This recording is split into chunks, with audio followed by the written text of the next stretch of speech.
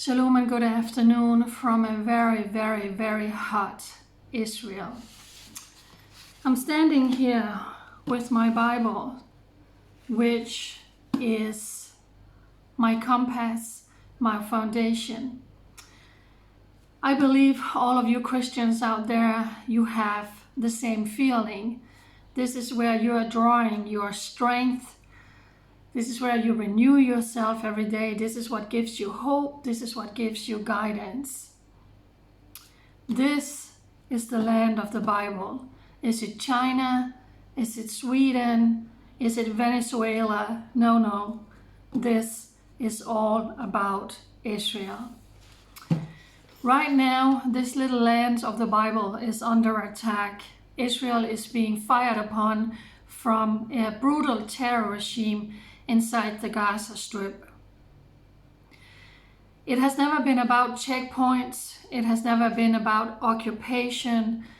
It has never been about settlements. It has always been about the survival of the Jewish state, the survival of the Jewish people. Many Arab countries and many Arabs don't feel Israel has a right to exist and the Jewish people shouldn't be alive. That is what this is all about. But you see, Israel is a miracle. The fact that the Jewish people is existing is a miracle. The fact that the Jewish people are home in their God-given homeland is a miracle. That the Hebrew language is revived is a miracle. That Jerusalem is united is a miracle, because it's all part of God's plan. It's all God's purpose. It's all about Israel. Why? Because it's God's land. It's God's holy land. And yet again, we see that the Jewish people is fighting for survival. The Jewish people are being attacked for no other reason than being Jewish, living in their God-given homeland. This is the land where kings and prophets walked down the street. This is the land that gave us the Bible. Many terror organizations has come against Israel over the years, since the rebirth of Israel in 1948. Either this book is true or it's all a lie. There's no middle ground. This is not a buffet. You can't pick and choose. Either all is true or it's not. This means that God gave this land in an eternal covenant to Abraham and his descendants, never to be divided again. Israel doesn't even have the land right now that God has set the boundaries for. Israel is being attacked with rocket upon rocket upon rocket fired from the Islamic Jihad inside the Gaza Strip. The big axle of evil, Iran, has many proxies: Hezbollah, Hamas, Islamic Jihad, Al-Qaeda, the list goes on and on. Iran is the sponsor of terrorism, and Iran has very clearly stated they want to wipe Israel off the face of the earth, and they have all of these proxies who is closer, who is literally the enemy within. So when you see now in mainstream media that Israel is bombing inside Gaza and innocent civilians are being killed, no. This is a battle much bigger. This is the tiny little state of Israel who is defending her people, who is defending her borders against Iran using Hezbollah, Hamas, and Islamic Jihad. They are armed to the teeth. They are well funded from Iran.